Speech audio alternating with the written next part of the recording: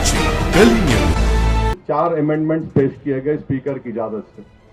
उसमें scheduled tribe का था, ट्रस्ट का था।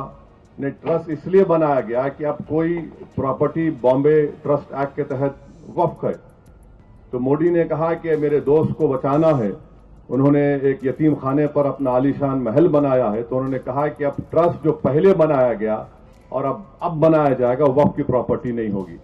तो ये पूरा एक मंसूबाबंद तरीके से मुसलमानों की मसाजिद को वक्फ की जायदादों को छीनने के लिए ये कानून बनाया गया। हम यकीनन उम्मीद कर रहे थे कि सुप्रीम कोर्ट की ये 3 जजेस की बेंच इन तमाम मुतनाज़ात और इलीगल अनकॉन्स्टिट्यूशनल अमेंडमेंट्स पर रोक लगाएगी, मगर एक इसमें इत्मीनान ये है कि ये इंटरिम ऑर्डर है, मगर अब ये नहीं मालूम कि कब सुप्रीम कोर्ट दोबारा इसकी सुनवाई करेगा, उनका राइट है। तो ये वक्फ को नुकसान पहुंचाने का कानून बनाया गया। हमको अपनी लड़ाई को जारी रखना है, पीछे नहीं हटना है, ना हमको मायूस होने की जरूरत है, बल्कि हमको अपनी लड़ाई कानून के दायरे में रहकर एहतजाजी तौर पर लड़ने की जरूरत है, सियासी तौर पर लड़ने की जरूरत है। बल्कि मैं तो कहूंगा कि मसाजिद में हर जुमे के दिन जितने इमाम हैं जो खुतबा या उससे पहले वाज करते हैं, बयान करते हैं, उनको इसके बारे में बोलते रहना चाहिए।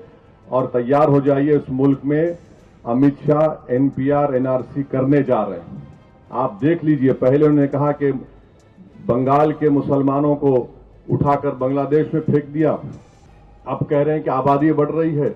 इतने झूठे हैं ये लोग कि 1951 से लेकर 2011 तक मुसलमानों का पॉपुलेशन सिर्फ 4.4 बढ़ा।